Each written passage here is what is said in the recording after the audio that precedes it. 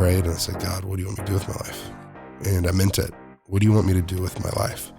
So it was more than just what do you want me to do about this fight? It was, Yeah. what is my future? Yeah. Yeah. I was like, well, if I can't fight, what do I do? Like, lead me to something. Like, show me something. So it's great to be here with you, Justin. Thank you for being here, for joining me. Yeah. I'm excited about this conversation today. You and I have known one another for, 3 or 4 years. Yeah. And there's a word that comes to mind when I think about you, and that word is resilience. And I'm really thankful to be able to have this conversation today. If you do just a second and introduce yourself, if you would, and then I've got a question for you. Yeah. So I think it's awesome that you said a word you think of when you think of me as resilient, because there's 3 things I try to say about myself, and 2 of them I hear from people. When they think of a word, they think of this. And every morning I try to tell myself that I am compassionate, I am ambitious, and I am resilient. And so when I meet people, they'll refer to the compassion side of me with the nonprofit, starting that, and then another one people refer to as resilient, and overcome a lot of tough things in my life, from growing up being bullied, after that depression, suicidal ideation, then becoming an addict and going through addiction because of a lot of the childhood trauma. You work in a hope-centered service job, where you're serving people, and you really want to make impact, but a lot of those people go through very massive traumas. A lot of the people who are called to this work have gone through those same traumas, and that's why they have that compassion, and they've had resilience to overcome, and so now they're trying to help someone else overcome. I'm a professional MMA fighter for 14 years. Before that, I was a wrestler in Texas. Oklahoma's been home for me for quite some time, but I've moved back to Austin. I'm splitting time between Austin and here in Oklahoma City. But I was a 10-time state champion in Texas wrestling, a 5-time All-American, a 2-time national champion. And I was the youngest heavyweight in the UFC, so I was the youngest guy at the highest level. I lived at the Olympic Training Center, went to Iowa State for a year. I've wrestled in Moscow, kickboxed in Amsterdam, and the main event at the Hard Rock in Las Vegas. I started a nonprofit 10 years ago. We do all sorts of stuff, but it's called Fight for the Forgotten. And so we really have a heart to help people defeat hate with love.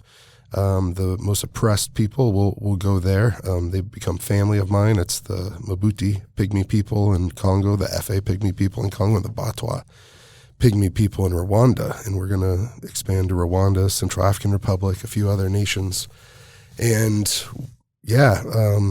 so that's been 10 years of kind of promise. The first thing I promised them was that we'd help them have a voice. I didn't think being a fighter I could help them with land or water or food. But we help stateside too with like some bullying prevention and are getting into suicide prevention. I'm a 2-time suicide survivor, I would say. And I've also lost 2 dear friends this year that have died by suicide, lost their lives to it. And so we want to help people going through that here stateside. So I've got to write a book. I got to have a TED Talk I did in London.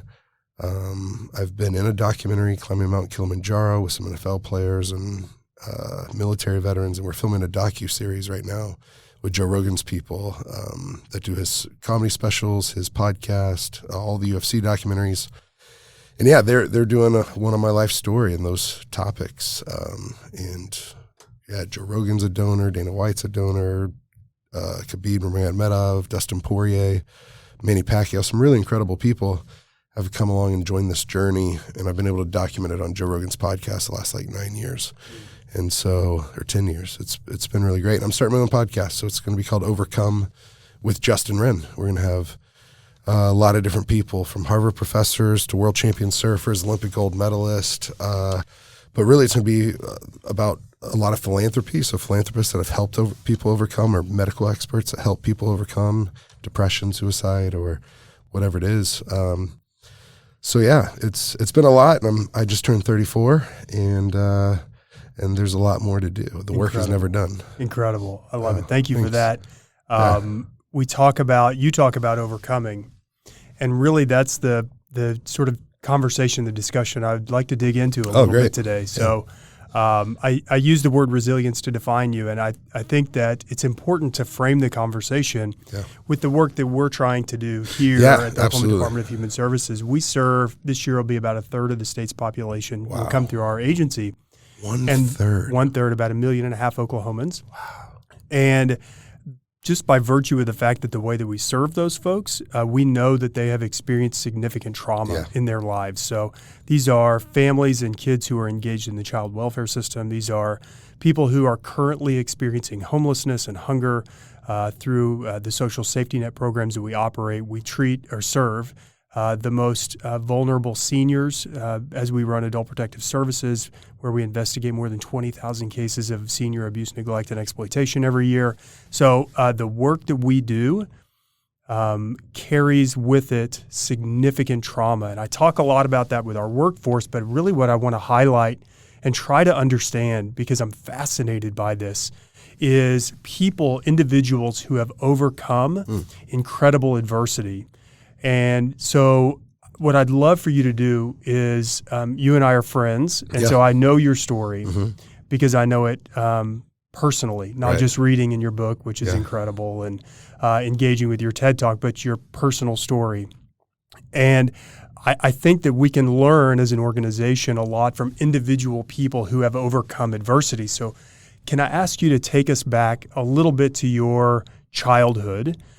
Because to me that there is trauma there that can allow for us to learn from, because you have been so strong in overcoming that in so many spaces. So your childhood, tell us about growing up, and we'll relate that to the future. I think when you were asking this question and you're framing it towards me, and then I started relating it towards you, and even Ryan and some of our friends that you got to get together with last night, a lot of them are business owners, or they've started something and they're leading something. I've never made this correlation, but growing up, I had my whole family, mom and dad's side, everyone owned their own business. They all worked for themselves, and they all led something. And so I always wanted to do something like that. And so growing up, even in elementary, middle, and high school, I'd always have a new business idea, and I want to do this, I want to do that. And then I just threw myself at wrestling, fighting, and I did that. Then I thought I would start a gym or some sort of like MMA clothing line or something like a business. But everything changed, and I started a nonprofit at 23 years old. And man, I'm so glad I got into the nonprofit young, because I'm making a correlation that I don't even know that this is going to translate over well to the listeners, but I hope it does. I'm so glad at 23 I'd had the experiences I had, like competing at a top level, state champion, All-American, national champion, that I've had a lot of opportunities, wrestling at Madison Square Gardens. I mean, just different stuff like that, main event at the Hard Rock in Vegas. To see that, like, I think it's a Jim Carrey quote that says, "I wish everyone could experience having fame and money, and having fame, money, and other things, material objects, just so everyone can know that that's not where you find happiness. That's not where you find significance. Like, that's not where you find meaning." And I was like, wow, because I experienced at a young age that then when I did start something, it had to be something of purpose. It had to be something that mattered. I mean, I think everyone's job matters for sure, but there's like varying degrees of that. If you're doing something where you don't see that it makes a difference, I think it's hard. But what's really cool about your job, everyone here at the Oklahoma Department of Human Services, no matter what they're doing, if they're on the front lines, face-to-face with the person they're serving, or if they're in a support role capacity here. I mean, Eric supports you in such an incredible way, and because of that, like, so much gets done for other people. So I think just having a job where you can line it up. So basically, growing up, you asked what I went through. I went through bullying from 3rd to 8th grade. And I think that's where my heart connects to the most bullied people group in the world, or oppressed people group.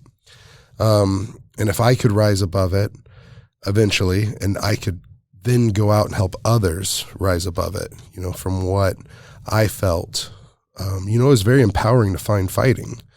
Although I went to fighting for a different identity, purpose, and I thought that's where I would find fulfillment, and it wasn't. But I knew that if I could do that, then I could translate into other things. Like I used it for myself. Now, so you knew at a young age that getting into fighting may give you a pathway somewhere else. Yeah, for sure. Great. And it has. And that's what I think anyone can do with whatever platform they have, is once you establish yourself in one thing, it opens up doors elsewhere. I mean, just because I'm a professional athlete, it's gotten me on TV shows, into schools, churches, different places like speak, businesses. And knowing your heart, to connect back to that Jim Carrey quote, is you're not there for the fame and the power and the money and all of those things. Truly, I know you, and I know that the purpose behind being on Joe Rogan's podcast 9 times at this point is truly to share the mission of Fight for the Forgotten and to protect people who need your protection. Yeah, absolutely. I mean, we've been able to, we've been around for 10 years, and it took us a little while, 3 or 4 years, to really establish a foundation to where we can start accomplishing things. The first few years, we didn't see a ton of impact, and I could have given up. I could have quit because I'm like, ooh, this takes a long time. It's hard. That's why I decided to go live there for a year in the rainforest, because I was like, I'm losing momentum every time I come back to the U.S. and to really train the locals to where they can champion this for themselves. It can't be dependent on me it can't be dependent on me living there, but it also can't be dependent on me having to keep coming back. And so I thought we really got to train the locals and empower them, educate them with the knowledge, equip them with the tools, empower them in their own culture, because they know their own community, because they know their own culture better than I do. What's going to be sustainable. And so that's what's, I guess, been really great about, starting small, but then letting it expand, because our first goal at like year 3 was to do 2 water wells on 30 acres of land that we'd buy back for them. And then by year 4 or 5, we had 13 wells on 2,000 acres of land. And then, I'd seen 1,500 people literally transition out of slavery and into freedom, which was mind blowing. 4 sustainable farms started up, 4,000 mahogany and eucalyptus trees replanted. And it just snowballed. Right now,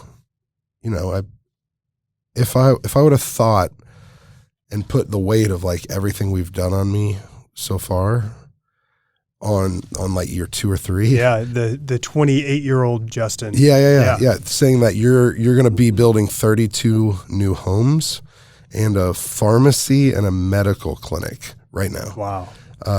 On new land in a new country. I would be like, what? No way. It's not possible. But now we've got, over 3,000 acres of land, over 73 wells, building schools. I mean, stuff that I was like, what? Didn't think possible. So bring the listeners back to who the people are that you are. So the foundation is called Fight for the Forgotten. Right. Who are you fighting for? Tell us about them. The most oppressed people group in the world, according to anthropologists, are the Pygmy people. And where they are in the Congo Basin rainforest, which expands across 8 or 9 African nations. Countries like Congo, the Republic of Congo, then the one I lived in, the Democratic Republic of Congo, Cameroon, Gabon, Central African Republic, Burundi, Rwanda, Uganda, and did I say Central African Republic? Yeah, okay. So those nations have different tribes of the Pygmies. There's the Efe, the Batwa, the Mabuti, the Twa, the Baka, the Aka, the Bayaka, but they're all around 4'6" on average for the men, 4'6", 4'7". And in most of those countries, none of them have owned a single home, like like that's not twigs and leaves, or at the very best, like a mud hut. And so I lived in a twig and leaf hut for a year. I've lived there almost 2 years, and how many times I've gone back and forth in the last 10 years. And then slept on the dirt as my bed. The fire was my blanket. The twig and leaves were like the walls and ceiling, but it's a dome that's over you. It's only about 4 to 5 foot tall. So you just go in there to sleep. And they used to live separately from their neighbors, and they were very separate. And then people came in there for firewood, and they would clear trees to sell for firewood, and then they would replant on that land, and they would grow like beans or potatoes, something like that. But the pygmies would have a symbiotic relationship with them eventually when they got closer to them, because those guys would want to trade peanuts, potatoes, corn for bushmeat. But the pygmies had almost the upper hand, or the strength and the bartering, because they have wild game and rare fruits and vegetables gathered from the forest. And these other ones just had corn and beans, and so they were trading. But as they continued to illegally log, and when chainsaws came into the picture, that started scaring the animals, making them scared and skittish and falling down. And it was like, I've been there before, where you can see the sun and there's not a cloud in the sky, but you can barely see that through the canopy. And then it starts sounding like thunder every now and then. What is the sound of thunder? There's no clouds. It's not raining, and it would be trees that you could probably drive a Mack truck through that are falling. And those trees are so big, so tall. I mean, like 200 feet tall, literally wider than a truck.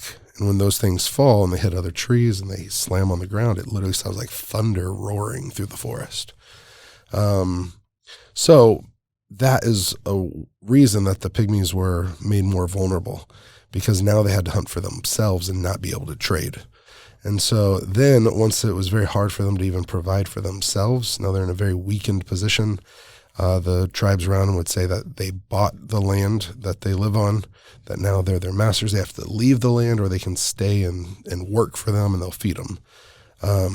Sometimes they tie them up in ropes and chains and beat them, and it's brutal. Other times it's more like indentured servitude, where if you're going to live here, we'll give you scraps, but you got to work from sun up to sundown, and it's slavery. Yeah. Also stories of essentially massacring the pygmies that you've shared with me before. Yeah, there's the Cobra Matata, which is a rebel group, but the one that I was around was the Mai, led by not Captain Morgan, but it was like Colonel Morgan or something like that. Captain Morgan is different. Yeah, different. But I saw them, I didn't see them kill him, but I saw them drag his body behind a truck, the rebel leader. But he was a very, very brutal man. He ate people, literally they would hunt, kill, cook, and eat people, and they did that against the pygmies that I had lived with. There was like 34 confirmed counts of cannibalism against the pygmy people there.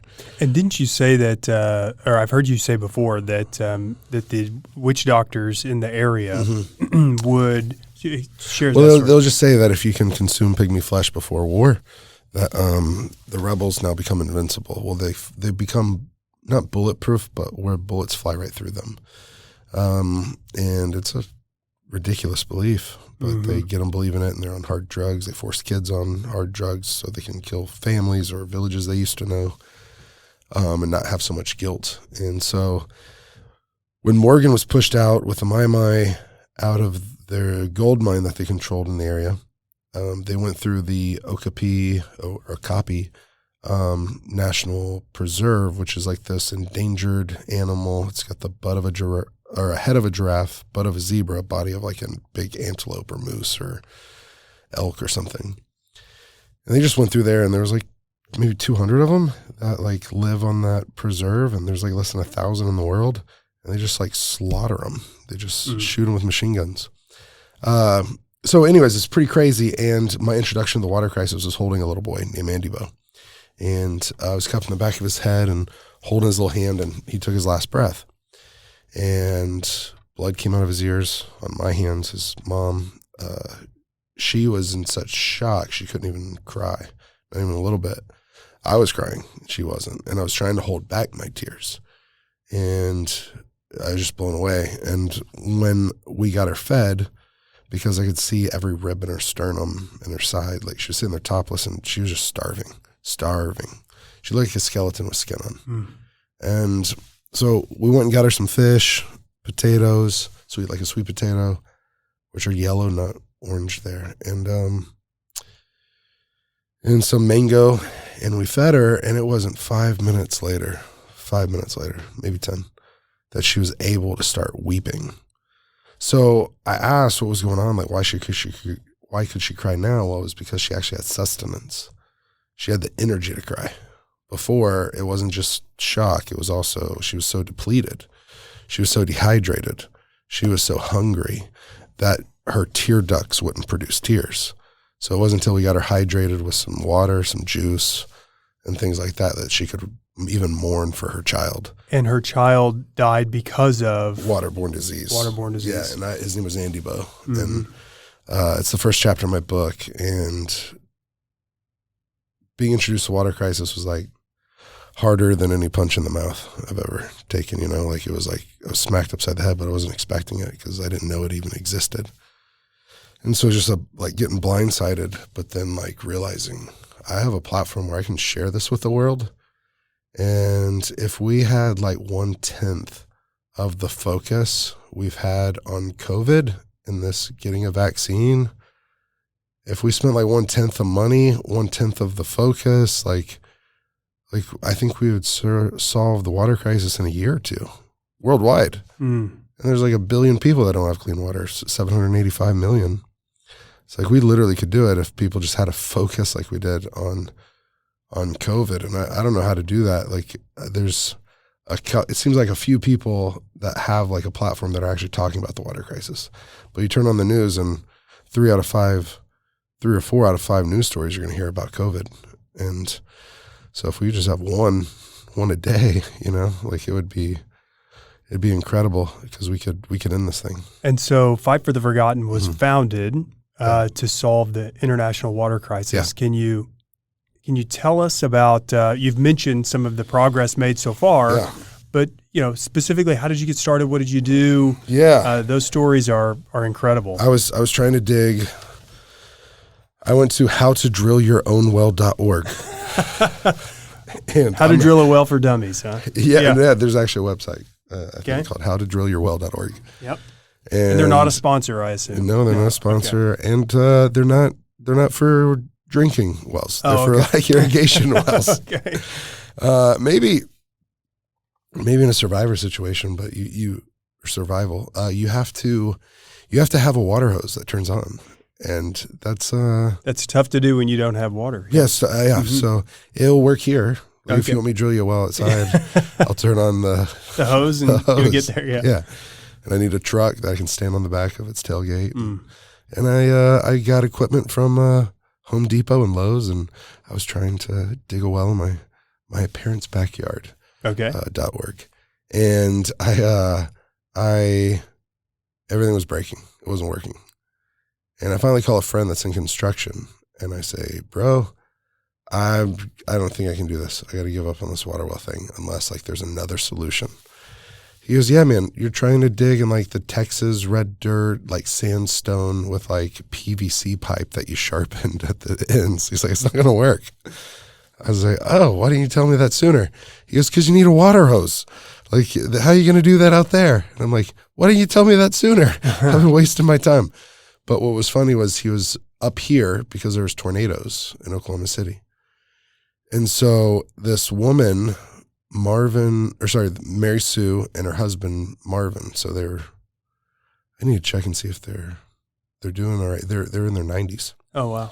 So they heard me talking to my friend Jeff, but it was from Jeff's side. Right after that, they told him about a man named Steve Stewart. Steve Stewart had just recreated a Leonardo da Vinci drawing, and not recreated, he brought it to life. He found the missing piece that was on the sketch. So even Leonardo didn't make it yet. So, and it was a water raising device that he had transformed over like 4,000 African villages with.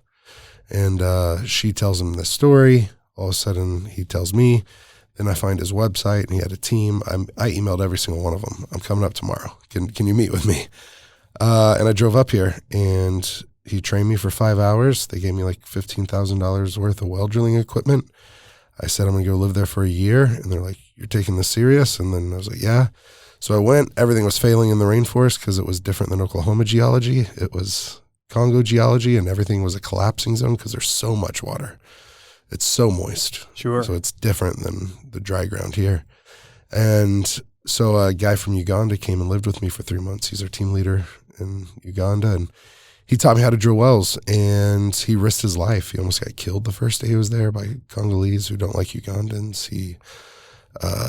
We got in an accident, and a woman died. And it wasn't him driving. It was a taxi driver, but the taxi driver ran, and so they wanted mob justice. They wanted to kill him. They wanted to set a tire around him and set the tire on fire, but he was hidden by a woman there that gave him shelter because she knew he was about to die. And then they looted the truck or the car, and they set it on fire.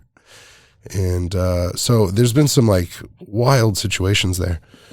But, I went to drill the wells, and they adopted me and his family. They called me Efeosa Mabutimangbo. And so Efeosa means the man who loves us. Mabutimangbo means the Big Pygmy. And I love that. I changed my name. If someone watches the video of this, they'll see that I look like a Viking. And that was my fight name. That was my Instagram handle. That was everything. Now it's the Big Pygmy. So I changed it to that because the chief said, we don't have a voice. Can you help us have one? Everyone else calls us the forest people, but we call ourselves the forgotten people. And when he said we don't have a voice, can you help us have one? I just felt like I said yes because I couldn't promise land, water, food, but I knew I could do that. But it was like I might have said yes, but it was like my soul like screamed yes or something. Like, we're gonna do this. So first thing I did when I got home was change my Instagram handle to the Big Pygmy, and people didn't know what it meant. People didn't know how to find me. I went on Joe's show, and Joe's like, are you sure you want to change it to that? Like, people don't even know how to spell pygmy. They do P-I-G instead of P-Y-G. And I was like, yeah, I want to do that. And because people ask, who are they? What is that? And I had to tell their story. Yeah, the perfect reason. Yeah. So how did you come to find the pygmy people? Did you sort of grow up knowing about their plight and where they were? No, I never even heard of them. Yeah. Till I was 23. So there's a lot of almost not pop culture, but there's things that involve the pygmies that I never really knew about. Like there's like a cartoon that does. There's like some Disney something. There's so they're almost like references. Yeah. But never really. Okay. Bringing a name. Yeah, a lot of it wasn't politically correct with. Sure. Charlie and the Chocolate Factory. What is that called? Yeah. Willy Wonka. Yeah. Okay. Willy Wonka. In the book, the original book, the Oompa Loompas were pygmies.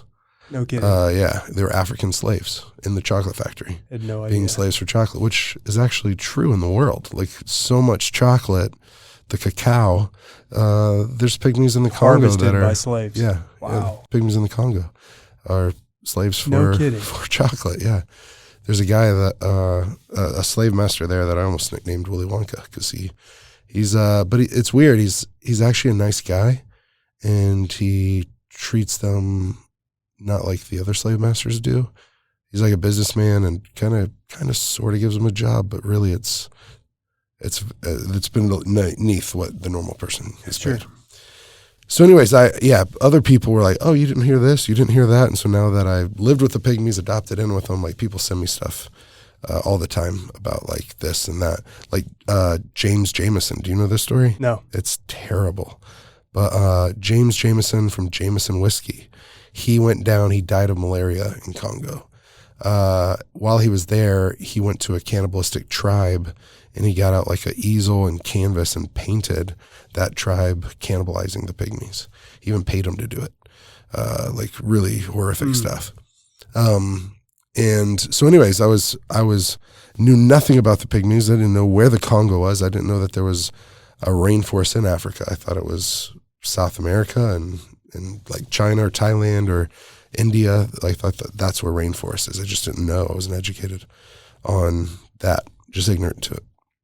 So I was a year sober, and I was working at the Denver Children's Hospital and the at-risk youth, like a nonprofit there. I had kids living there. I was at the homeless shelter, the rescue mission in Colorado. And I was just doing whatever I could do. And a year after stepping away from fighting on a winning streak, like no one knew why I stepped away. Everyone was wondering. I was being offered fights all the time. And I was just telling people, I'll let you know. I'll let you know when I want to fight. But then this fight in Japan came up, which I might be able to fight there this year. This year, 2021. Yeah, this year, Great. 2021, I might be able to fight in Tokyo in front of over 100,000 people on New Year's Eve. And so I was offered this fight about 11 years ago. And I said, I want it. It was an opponent that needed a last-minute change, or his opponent fell out. They called me, and he was good at everything I was good at, but I was better at it. So I was like, this is perfect. It's not dangerous for me. I'm going to outclass him. And so maybe the first round he might be a little tough, but I'm going to wear him out. And so I was really excited about it. But then something didn't sit right in my spirit. And to talk to a guy that was really influential in my life, and he goes, oh, well, this sounds great, And I thought it was almost a reward for having sacrificed a year from fighting. Mm. Now the most pay comes around that I've ever been offered in front of the biggest arena I've ever fought in front of. Very special night. The fight I always wanted as a kid, and it's like a perfect matchup. I was like, yes, this is awesome. And my friend goes, did you pray about it? And I said, no, I didn't pray about it. And he goes, you need to pray about it. And so I didn't for a couple of days. And then whenever I finally did, I just felt like it was a no, not yet. And I don't know what that means. He was kind of telling me, you don't think God will answer your prayer? I was like, well, do you think he's just going to open the clouds and talk to me? He goes, well, I don't think it really works that way, but he can if he wanted to. And so it just kind of opened my mind to just being open. He's like, don't go pray and just expect to hear something on one thing. Just go pray and be open. Say, God, what do you want me to do? So I really did that. I really went and prayed, and I said, God, what do you want me to do with my life? And I meant it. What do you want me to do with my life? So it was more than just what do you want me to do about this fight? It was, what is my future? Yeah. Yeah. I was like, well, if I can't fight if I can't do the thing I want to do, I mean, I guess I can, but if I don't feel led to do that, what do I do? Lead me to something, show me something. And God, the creator or source of life and love, showed me, opened up my mind to new things. Yeah, opened up my mind to new ways to be shown or told something somehow by the one that gave you or me breath. Mm-hmm. I had a movie in my mind. It was like a vision, but it was every bit, the people I saw in the vision were every bit as real to me as you are to me. It wasn't just some visualization in my head. You've done tons of visualization, I'm sure. Yeah, I lived at the Olympic Training Center, and they would have you go through it in your mind 100 times, 1,000 times before you ever go out on the mat to do it. If you've been watching game film or fight footage, if you've been creating a game plan, I mean, you are going to be walking through that, seeing your opponent, literally what they're wearing. You're going to feel the environment, hear the sounds of the crowd, hear your coaches. You're going to see all that in your head, and then what moves, what setups, what punches, what takedowns, what submissions. You're going to link together in what we call chain wrestling, or it's that human chess match, that strategy. And so, but this was different. This was way different because I didn't try to conjure anything up. I didn't even think about visualizing. It just happened. And I was hit with a vision, like a download. And what was the vision? It was me in the rainforest somewhere in the world. But I was on a footpath that was barely wider than my foot. So it was a smaller footpath, but it was long, and it was through the rainforest with like thickets and vines. And I'm clearing those out of the way with my hands. And I'm being like kind of taken to this place by some people. And all of a sudden I come into a clearing. Well, as I'm walking up, I hear drumming, a very distinct drumming. And then I hear like a singing that's almost like a tribal tonal yodeling or something, like, so like very unique, like chants. And I come into a clearing and I see these twig and leaf huts that are dome shaped, that aren't like squared, and no wood or tin roofs or anything, not even huts, I would say, or like homes, you know. And I meet a person. I don't like talk to him, but I see him and we acknowledge each other, and he's got his ribs poking out and he's like a skeleton with skin on, but he's coughing. It's not COVID. This is before that. I'm like, what is this? He's really sick. And I knew that he was sick, and the people there were thirsty. They didn't have clean water, hungry, no good, like real source of food. I knew that they were oppressed and hated and just looked down upon, and that they were enslaved. I knew that they were enslaved, and that they called someone master, and that they called themselves the forgotten people, that they felt forgotten. I wrote that at the top of a piece of paper, forgotten, and then right under it, thirsty, hungry, sick, poor, oppressed, enslaved. And that's where the name Fight for the Forgotten came from. Was I had that vision, I wrote that down, I felt crazy for 3 full days, absolutely crazy. Like I didn't think I could tell anybody, you know, and thought it was really weird. But then whenever I finally told someone, I'll fast forward. When I finally told someone, he said, don't you know, like, God did this in the Bible? Like, he like gave people visions and downloads, and angels appeared to people and stuff like that. I was like, okay, but I never met anyone that talks about that, like, really here. I mean, certain ways, but yeah. So, but before that, I tell him the vision, and he's like tracking. Then all of a sudden he's almost kind of grinning, and he's like nodding, and I like kind of stop, and he goes, I know who they are. I go, what? He goes, I know who they are. And he said, they're the Big Pygmy people. And I said, who? He said, they're in the Congo. And I'm like, where? And the reason I felt crazy for a few days was I thought about the rainforest, and the people in my vision had dark skin. But I thought of like Brazil, Peru, India, Thailand, places like that. Yeah, China, you were trying pandas. to place them. Yeah, and it but didn't then make all of a sense to me. sudden, this guy This comes guy into goes, your life, and he's like, I know exactly who they are. yeah, and I never knew him. I never met him. But he was friends with Bear Grylls. He wrote like a survival book. He had been a humanitarian and a missionary, and had lived with the Vanuatu tribe that invented bungee jumping with vines. He lived with the Maasai tribe that killed lions with spears. I have a lion or a spear that killed a lion, 2 lions. Saw the mane, saw the tail of the male, and then the female. It's like, whoa. Or mane of the male, tail of the female. And I was just like, holy moly, what is this? So he tells me that he was asked the day before to cancel his trip. His wife asked him to cancel his trip. So this guy you just met. You tell him the vision. Yeah. He says he knows who the people are. And by the way, I'm supposed to go. I was just asked to cancel the video. So yesterday I posted on my Instagram, the Big Pygmy, about a volcano that erupted in Congo. Yep.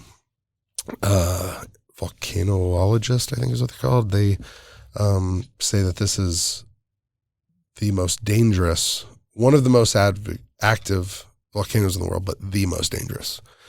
And I've been there, and anyways, where that is, the rebel groups had taken over the airport.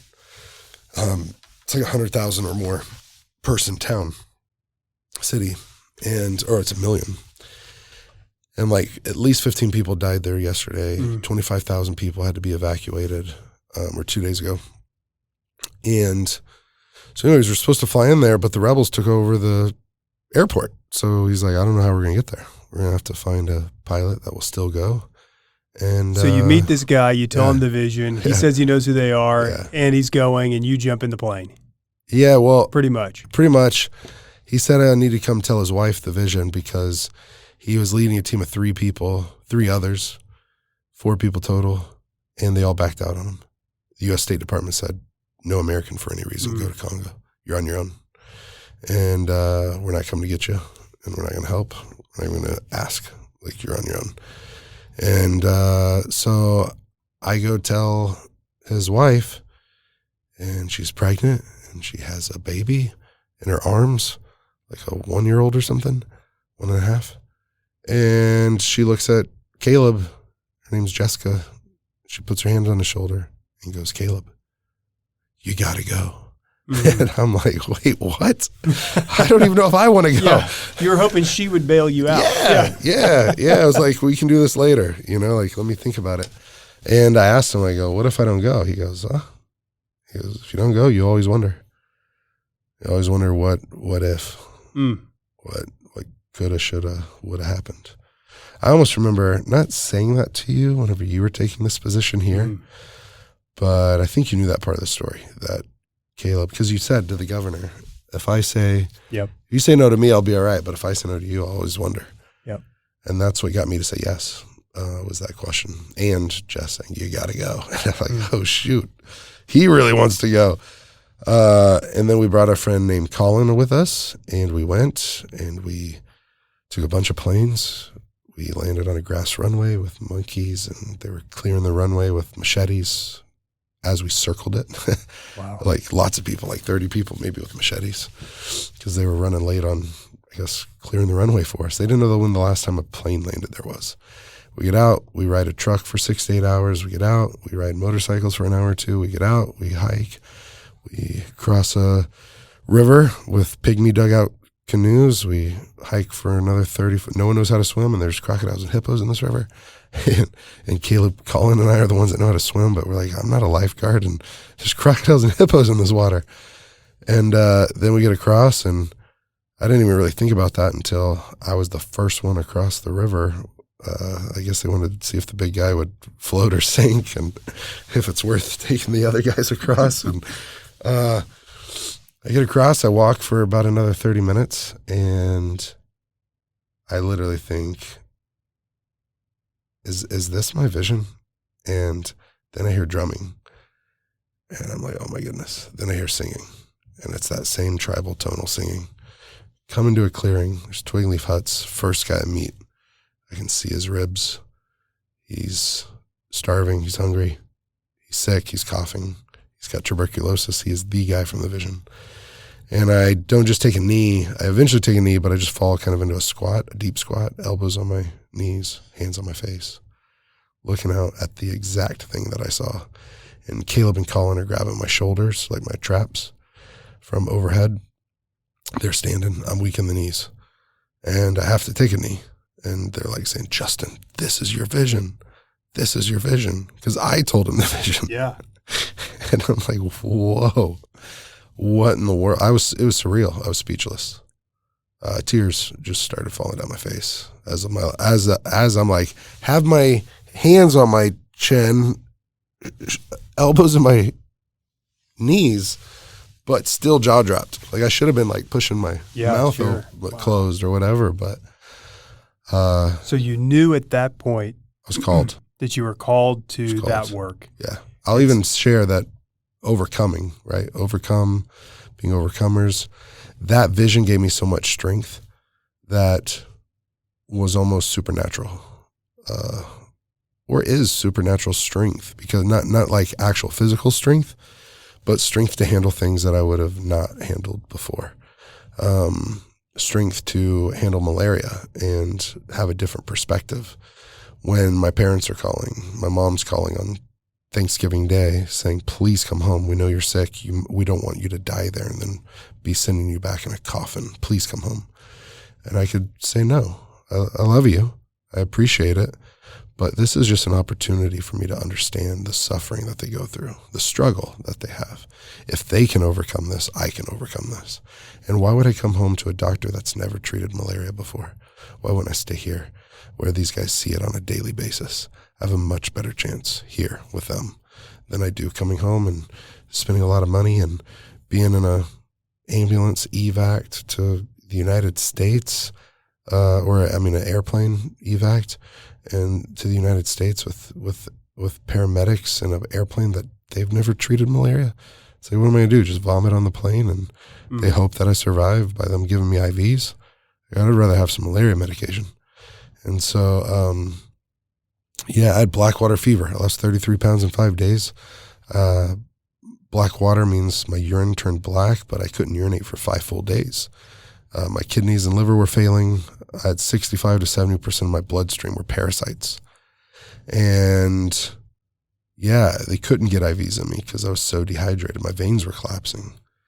And my peripheral vision disappeared. It was completely black. It was like a tunnel vision. And my hearing sounded like a bee's nest or hive, like a honeybee hive in my ears, both of them. Couldn't hear what you were saying because the bees were in my head. And that was scary to everyone around me. And me, though, I was at peace. I was like, I'm exactly where I'm supposed to be. If I go, I go. But if I stay, I learned something and I overcame. And you stayed and committed your life to fighting for the forgotten. Absolutely. And so you have spent the decade from then to now on a mission to solve waterborne illness and water scarcity in the Congo and Uganda and in Africa for those tribes and those people. Mm-hmm. Yeah, it's almost been 11 years, almost. Amazing. A few months, August. Amazing. And so, but now you've gone beyond that. It's more than just water. Yeah. You talked earlier about solving for food, helping them to create a little bit of a microeconomy where they're now trading and bartering and really buy school clothes for their kids and send them to school and pay school fees to where they can't be denied because the school's saying, "Oh, you have to pay." Incredible. And them saying, "Well, we can't pay. We don't have money." It's like, well, no, you do. So they can. I was leaving the last time I was there, and I got in the car. The last time I was in Congo. His last trip I just went to Uganda, but. Last trip to Congo, I'm there, and I'm with Chief Alando, I'm with Florencine, I'm with Andy Bo, not Andy Bo, the same one, there's another one. And I'm just thinking, like, I need to, I want to see Jippy. He's going to be chief one day. He's the chief's grandson. Chief's son died. His mom isn't going to be chief, so one day Jippy will. And I'm looking for Jippy, can't find him. They're like, we'll send him to you. And I'm like, send him to me.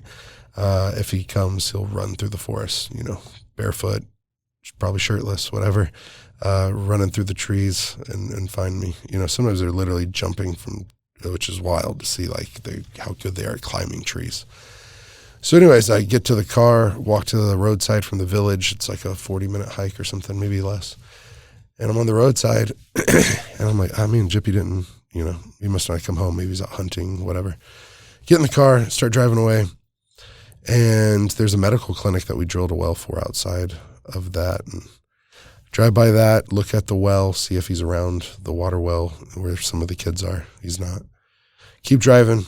All of a sudden, we pass the school, drive past that, and I see in the rear view, I'm driving, see in the rear view that Jippy's running. Jippy's running and he's waving. He had come out of the schoolhouse where he's got a school uniform on, crisp white shirt, beautiful blue pants, and shoes, and he's just booking it towards me. And I'm like, wait, what? Jippy's at school in a school uniform? He was the first pygmy kiddo that was actually in school. And so he saw my truck drive by. He wanted to say bye. So he knew that whenever he saw me that he would run out there and stop me and say bye. But I was just able to stop him, run, give him a big hug, jump up in my arms, and he'd be like, "Oh my gosh, buddy, you're in school. You're in school." He's like, "Yeah, I'm going to be chief one day. I need school. I need education." So it's incredible. Like, wow. So the work that you've done over the last decade has provided pathways for those people who are the most enslaved people in the world to be self-sufficient, to begin to engage in a greater purpose for their lives. Yeah, we want to see them representing themselves on a governmental level. They're the only tribe not represented in the Congo. Imagine that. 10 years ago when you first walked into that village, could you ever have imagined having the conversation about them with a potential seat at the government table? It's not there yet. It's not there. It's not there yet. Oh, well, we're going to get there. Yeah, absolutely. In Uganda, it's coming. I mean, we started working in Uganda less than 2 years ago, and the president of Uganda is about to come out to the land when I bring Manny Pacquiao, who's going to be president of the Philippines. It's like, wait, what? How did this happen? A boxer gives $50,000. He's world champion. He's running. He's already senator or governor in the Philippines. He's running for president of the Philippines. He wants to come see the houses that he helped build. He built 10 of them, 10 of the 32. And so we want him to come to the land, and then the president of Uganda is going to come to the land, and then the king of the Pygmies in Uganda is there on our land. That's who we're building homes for. We're like, you're a king and you don't have a home? Like, that's crazy, right? How have you ever met a king or heard of a king without a castle? A king without a home. That's crazy. And so being able to unite them together to fight for a common problem, common good. Incredible. Yeah, I mean, they already have a seat at the table, not at the governmental level nationwide, but statewide they already do. So yeah, it's coming. Amazing. Yeah. Another story of overcoming.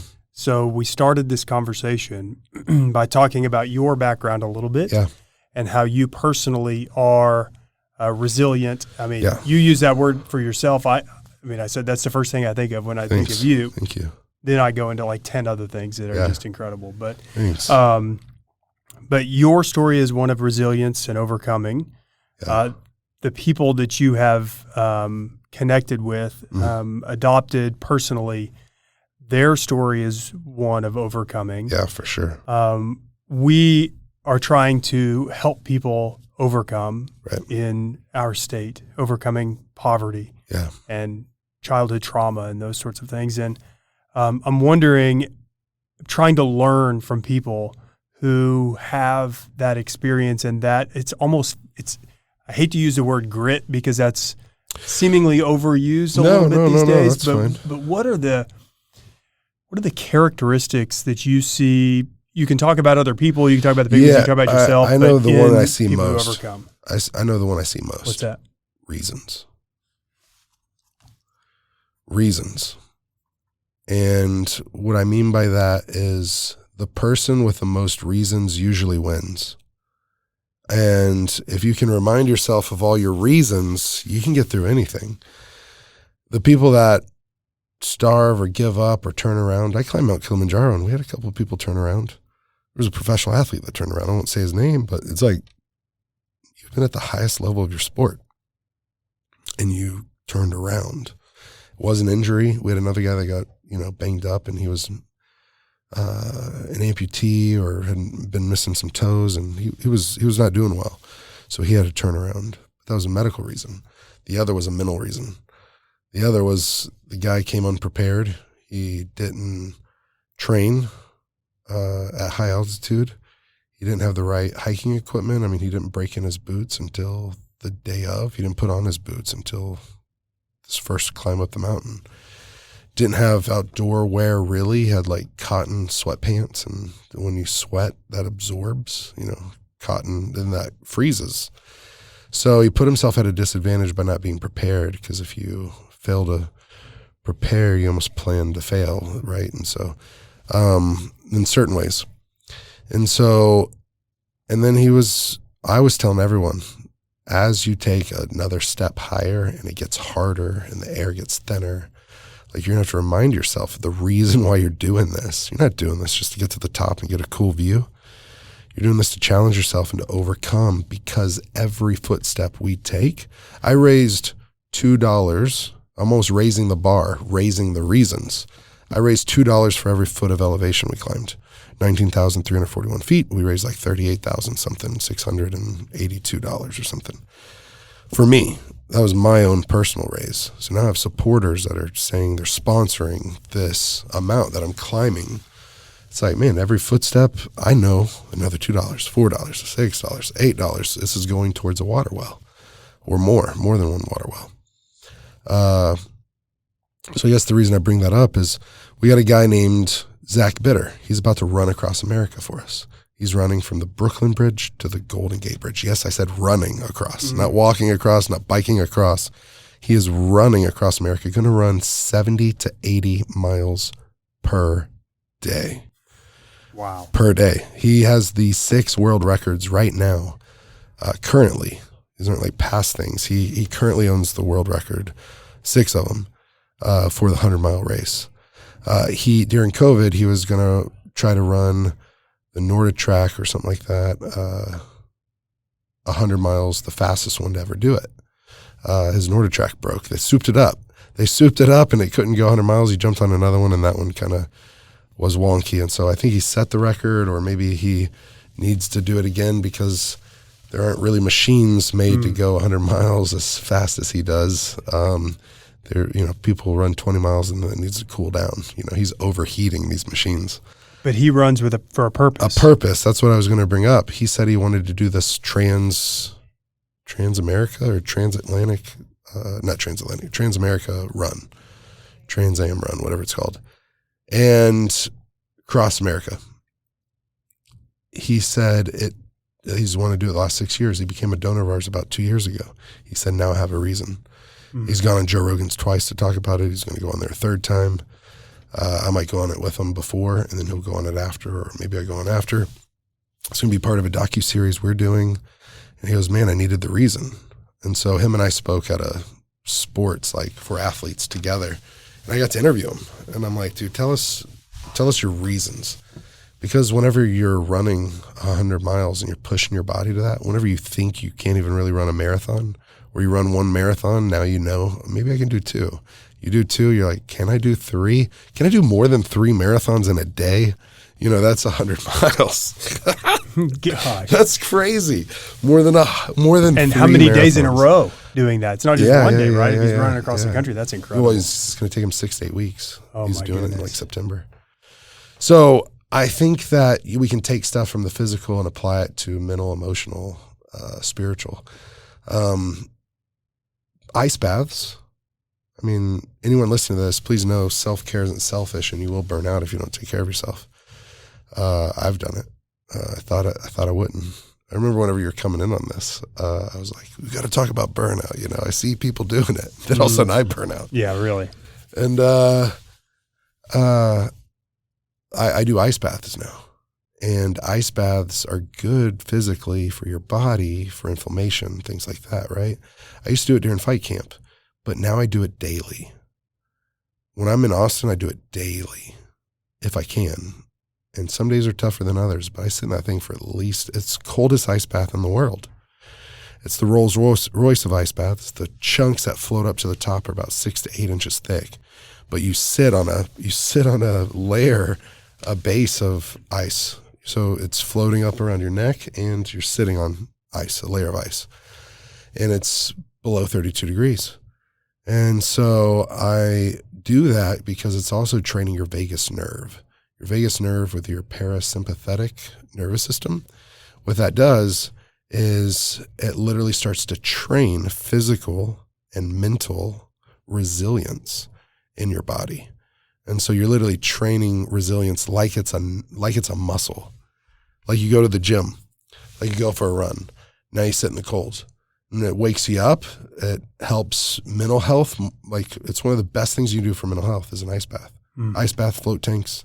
Now you don't need depression medication. Literally, you don't need it if you're doing incredible. both of those. Yeah, you get the same benefit as you do taking your meds. I've done an ice bath. It's a little cold. Yeah, right. Like I know that's like intuitive. We know that. Yeah. But it's amazing that you do that every day. Yeah, try to at least 3 minutes. And the reason I can go up to 10. And then I have friends that come over.